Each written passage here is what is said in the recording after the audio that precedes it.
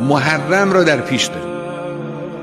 وضعیت امام حسین را اگر شما ملاحظه کنید خواهید دید که اون حرکت، اون قیام با این خصوصیات بی‌نظیره.